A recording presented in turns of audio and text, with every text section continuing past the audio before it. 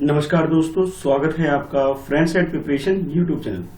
और इस चैनल पर मैं लेके आता हूँ रोजाना करंट अफेयर जनरल स्टडीज से रिलेटेड ये वीडियो, जिसमें मैं बात करता हूँ किस तरह से आप जनरल स्टडीज और करंट अफेयर से रिलेटेड वीडियो को क्वेश्चन को अटेम्प्ट कर सकते हैं। ठीक है, चलिए स्टार्ट करते हैं क्वेश्चन के साथ। Consider the following statement. इस क्वेश्चन के अंदर कुछ स्टेटमेंट गिवन है आपके पास। ये फर्स्ट स्टेटमेंट है और ये सेकंड स्टेटमेंट है, और आपसे नीचे बोला जा रहा है which of the statement given above are correct. तो करेक्ट स्टेटमेंट क्या है ये आपको आइडेंटिफाई करना। तो फर्स्ट स्टेटमेंट जैसे मैं रीड कर रहा हूं, the core sector industry includes coal, crude oil, natural gas, refinery product, tourism, steel, cement and electricity.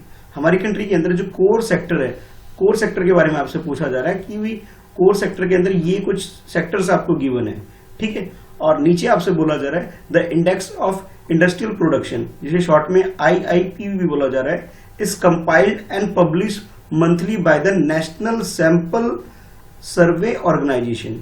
First में आपके कोर सेक्टर के बारे में बात की गई, सेकंड में आपसे इंडेक्स ऑफ इंडस्ट्रियल प्रोडक्शन के बारे में बात की गई, जो एक रिपोर्ट है, और इस रिपोर्ट के बारे में बताया जा रहा है इसे NSSO यानी कि National Sample Survey Organisation publish करती है मंथली, ये बोला जा रहा है। ये दो स्टेटमेंट आपके पास गिवन है और आपसे पूछा जा रहा है करेक्ट स्टेटमेंट क्या है ये बताना है।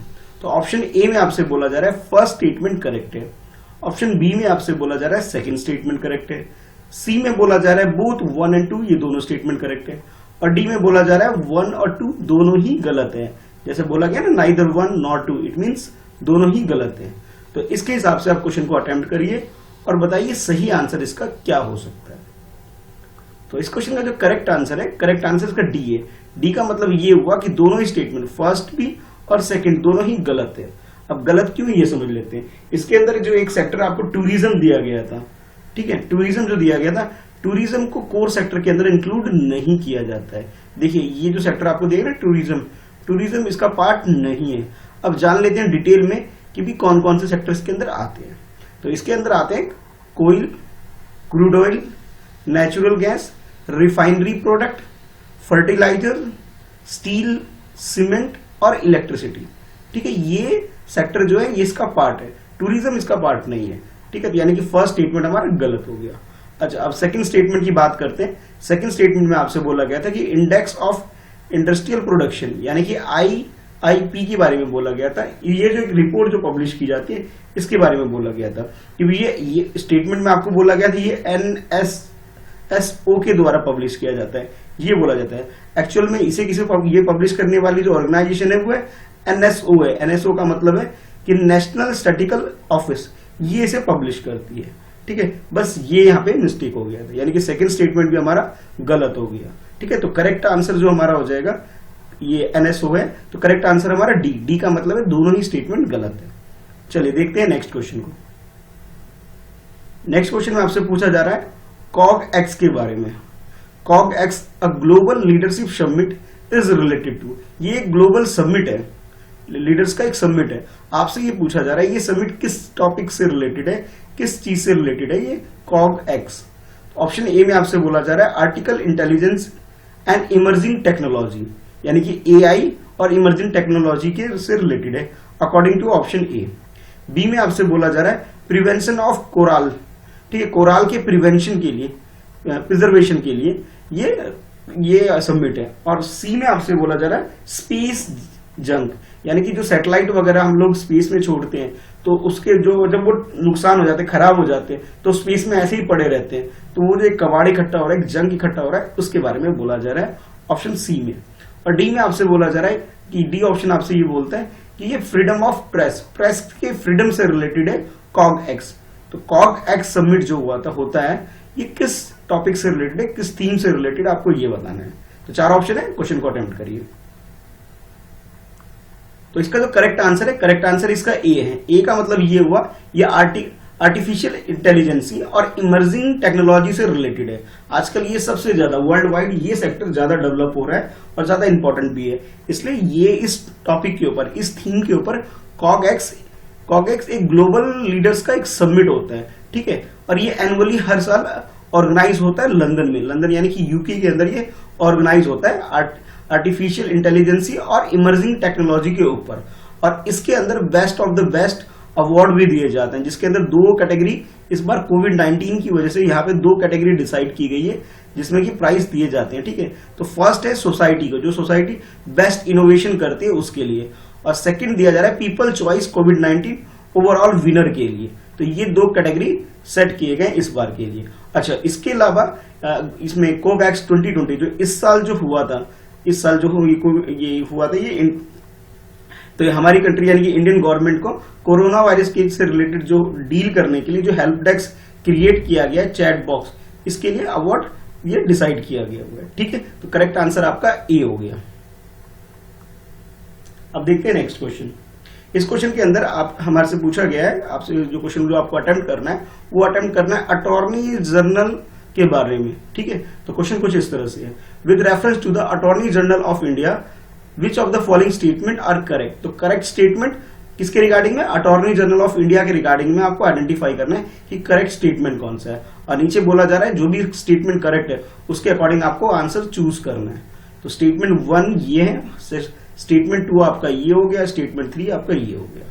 तो पहले फर्स्ट स्टेटमेंट देख लेते हैं। तो फर्स्ट स्टेटमेंट में आपसे बोला जा रहा है कि terms of the office has been fixed as 5 year in the constitution of India, कि कॉन्स्टिट्यूशन ऑफ इंडिया यानी हमारी कॉन्स्टिट्यूशन में अटॉर्नी जनरल के लिए 5 ईयर का टर्म यानी कि 5 ईयर के लिए सर्विस फिक्स की गई है। ठीक है, सेकंड स्टेटमेंट में आपसे बोला जा रहा है procedure of his or her removal is stated in article 76, कि आर्टिकल 76 में इसके बारे में कि इसको रिमूव कैसे कर सकते हैं पोस्ट से, इसके बारे में मेंशन है आर्टिकल 76 में हमारे कॉन्स्टिट्यूशन के अंदर। थर्ड स्टेटमेंट में आपसे बोला जा रहा है कि अटॉर्नी जनरल, जिसे शॉर्ट में एजी लिख दिया गया है, कि attorney general has the right to speak and take part of the proceeding of Lok Sabha only. ये सिर्फ लोकसभा के अंदर प्रोसीडिंग को पार्टिसिपेट कर सकता है, उसमें कुछ बोल सकता है। ठीक है, सिर्फ लोकसभा के अंदर, ये बोला जा रहा है थर्ड स्टेटमेंट के अंदर। अब तीनों स्टेटमेंट को ध्यान में रखते हुए आपको क्वेश्चन अटेम्प्ट करना है। ऑप्शन ए में आपसे बोला जा रहा है फर्स्ट और थर्ड स्टेटमेंट करेक्ट है, ऑप्शन बी में आपसे बोला जा रहा है second and third statement correct है, और ऑप्शन सी में आपसे बोला जा रहा है फर्स्ट एंड सेकंड करेक्ट है, और डी में बोला जा रहा है नन, यानी कि ये तीनों ही ऑप्शन गलत है अकॉर्डिंग टू ऑप्शन डी। तो आपके हिसाब से क्वेश्चन करेक्ट क्या है, क्वेश्चन को अटेम्प्ट करिए। तो इस क्वेश्चन का जो करेक्ट आंसर हो जाएगा, करेक्ट आंसर इसका डी है। डी का मतलब ये हुआ कि आंसर हमारा नन ऑफ द अबव हो जाएगा। अब क्यों होगा ऐसा, अब समझ लेते हैं। तो सबसे पहले जो ये बोला गया था कि अटॉर्नी जनरल के बारे में, कि हमारी कंट्री के अंदर, पहले से जान लेते हैं भी इसका इंपॉर्टेंस क्या है इस रोल का। तो अटॉर्नी जनरल जो हमारी कंट्री के अंदर होता है, ये एक हाईएस्ट अथॉरिटी होता है, यानी कि एक हाईएस्ट लॉ ऑफिसर होता है हमारी कंट्री के अंदर। ठीक है, पहली बात तो ये। अच्छा, दूसरी बात ये कि ये आर्टिकल 76 में जो आपसे बोला गया था कि ये आर्टिकल 76 में इसको रिमूव करने के रिगार्डिंग में मेंशन है, ऐसा कुछ नहीं है। आर्टिकल 76 बस ये डिफाइन करता है कि भी ये बताता है कि हमारे कॉन्स्टिट्यूशन के अंदर कि हमारी कंट्री के अंदर एक ऑफिस होना चाहिए, किसका, अटॉर्नी जनरल का होना चाहिए, ये बताता है। और इसके रिमूवल के बारे में कुछ भी फिक्स नहीं है। ठीक है, और ना ही इसके जो सर्विस के बारे में और इसके रिमूवल से रिलेटेड हमारे कॉन्स्टिट्यूशन में कुछ भी मेंशन नहीं है। तो इस वजह से स्टेटमेंट गलत हो गया, यानी कि 76 आर्टिकल क्या है, इसके ऑफिस के रिगार्डिंग में है, रिमूवल से रिगार्डिंग में नहीं है। तो ये स्टेटमेंट भी गलत हो गया। और उसके बाद जो ये बोला गया कि इसके लिए कि रिमूव कैसे, प्रोसीजर के बारे में जो बोला गया वो भी गलत है। इसका कोई टर्म्स क्लियर नहीं है कि भी कितने साल के लिए से अपॉइंट किया जाएगा। तो हमारे कॉन्स्टिट्यूशन में इसके बारे में कुछ भी मेंशन नहीं है। अच्छा, तो इस तरह से ये तीनों ही स्टेटमेंट हमारे जो हो गए, तीनों ही स्टेटमेंट गलत हो गए। अच्छा, फिर उसके बाद एक बात और बोलेगी कि लास्ट स्टेटमेंट के अंदर कि इसे सिर्फ लोकसभा के अंदर पार्टिसिपेट करने का राइट है, ऐसा नहीं है। ये लोकसभा के साथ साथ राज्यसभा में भी, राज्यसभा दोनों सभा के अंदर ये पार्टिसिपेट कर सकता है और उसमें अपना बातचीत भी रख सकता है, अपने व्यू रख सकता है। ठीक है, तो करेक्ट आंसर जो हमारा जो हो जाएगा, करेक्ट आंसर हमारा डी। डी का मतलब ये हुआ सारे स्टेटमेंट गलत है इसके अंदर। ठीक है, चलिए देखते हैं नेक्स्ट क्वेश्चन। नेक्स्ट क्वेश्चन है नेशनल गंगा काउंसिल से रिलेटेड है। ठीक है, तो क्वेश्चन कुछ इस तरह से कि with reference to the national Ganga council consider the following statement. तो नेशनल गंगा काउंसिल के बारे में आपके पास यहाँ पे 2 स्टेटमेंट गिवन है, ये फर्स्ट स्टेटमेंट है और इसके बाद ये सेकंड स्टेटमेंट है। तो फर्स्ट स्टेटमेंट में आपसे बोला जा रहा है कि it has responsible for the super intense of pollution prevention and rejuvenate of river Ganga only. यानी कि ये जो गंगा नेशनल गंगा काउंसिल जो क्रिएट की गई है हमारी कंट्री के अंदर गंगा रिवर को ठीक करने के लिए और उसमें पोल्यूशन वगैरह जो होता है उसको प्रिवेंट करने के लिए बनाया गया है, ये बोला जा रहा है स्टेटमेंट 1 के अंदर। और स्टेटमेंट 2 के अंदर आपसे बोला जा रहा है the meeting of the council is chair by the prime minister. यानी कि हमारी कंट्री में जो प्राइम मिनिस्टर है वो इस मीटिंग के चेयरमैन होते हैं, मतलब बयास के चेयरपर्सन हेड जो अगर हम बात करें तो प्राइम मिनिस्टर होते हैं इसके हेड, ये बोला जा रहा है सेकंड स्टेटमेंट के अंदर। और आपसे पूछा जा रहा है कि भी इन दोनों ही स्टेटमेंट में से करेक्ट स्टेटमेंट क्या है ये आपको बताना है, यानी कि करेक्ट स्टेटमेंट आपको आइडेंटिफाई करना है। ऑप्शन ए में आपसे बोला जा रहा है कि फर्स्ट स्टेटमेंट करेक्ट है, बी में बोला जा रहा है सेकंड स्टेटमेंट करेक्ट है, और सी में बोला जा रहा है कि दोनों ही स्टेटमेंट फर्स्ट और सेकंड दोनों ही स्टेटमेंट बिल्कुल करेक्ट है, और डी में बोला जा रहा है फर्स्ट और second neither one nor two दोनों ही गलत है। तो करेक्ट स्टेटमेंट क्या है, क्वेश्चन को अटेम्प्ट करिए। तो इस क्वेश्चन का जो करेक्ट आंसर है, करेक्ट आंसर इसका बी का मतलब ये हुआ कि सेकंड स्टेटमेंट है वो तो करेक्ट है, फर्स्ट स्टेटमेंट गलत है। यानी कि जो इसे चेयर किया जाता है प्राइम मिनिस्टर के द्वारा ये तो बिल्कुल सही है।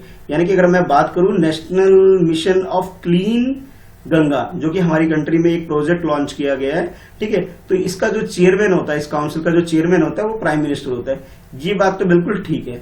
लेकिन जो फर्स्ट स्टेटमेंट जो आपको मेंशन किया गया कि ये सिर्फ गंगा रिवर में पोल्यूशन वगैरह को प्रिवेंट करने के लिए ही बनाया गया है, ऐसा नहीं है, बल्कि इसके मल्टीपर्पज है, कई और भी फीचर के लिए बनाया गया है, जैसे कि गंगा रिवर को बेसिन को ठीक करना, ठीक है, उसकी ट्रिब्यूटरी जितनी भी ट्रिब्यूटरी है उसे ठीक करना, और सी रूट यानी कि जो आप ये कह सकते हैं रिवर रूट को ठीक ठाक करना, और इसका रिजर्वेशन यानी कि कई सारे फीचर है, कई सारे काम इसका करना है, सिर्फ ओनली यही काम करना नहीं है। और एक बात और इंपॉर्टेंट है कि ये जो आता है इन्वायरमेंट प्रोटेक्शन एक्ट 1986 के अंदर इस काउंसिल को फॉर्म किया गया हमारी कंट्री के अंदर। यानी कि सेकंड स्टेटमेंट करेक्ट है, फर्स्ट स्टेटमेंट में थोड़ा सा गलत है, ठीक है, तो आप ये ठीक कर लीजिएगा। तो करेक्ट आंसर हमारा बी हो गया, ठीक है। चलिए देखते हैं नेक्स्ट क्वेश्चन।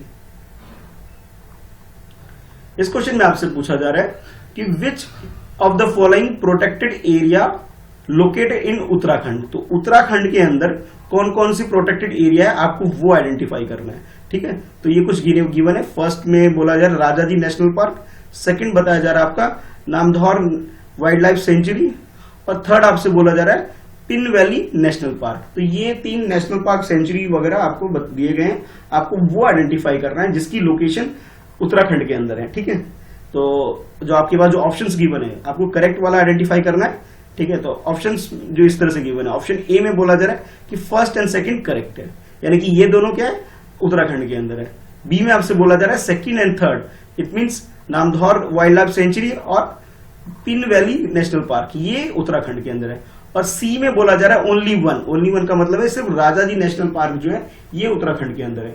और डी में बोला जा रहा है ऑल 3 यानी कि 1 2 3 तीनों के तीनों जो वाइल्ड लाइफ सेंचुरी और नेशनल पार्क गिवन है ये तीनों ही उत्तराखंड के अंदर है अकॉर्डिंग टू ऑप्शन डी। तो आपके हिसाब से करेक्ट आंसर इसका क्या है ये आपको आइडेंटिफाई करना है, ठीक है। चलिए क्वेश्चन को अच्छे से अटेम्प्ट करिए।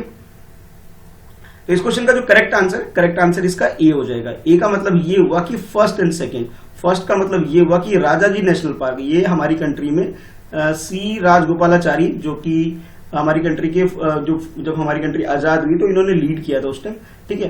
तो ये बोला जाता है कि हमारी कंट्री के अंदर फ्रीडम जब आजादी मिल गई थी तो गवर्नर जनरल फ्रीडम इंडिया यानी कि आजाद भारत के फर्स्ट गवर्नर जनरल सी राजगोपालाचारी थे, तो उन्हीं के नाम पर ये नेशनल पार्क का नाम रखा गया है। तो एक तो ये उत्तराखंड के अंदर है जो हरिद्वार डिस्ट्रिक्ट के अंदर है, ठीक है, उत्तराखंड के अंदर।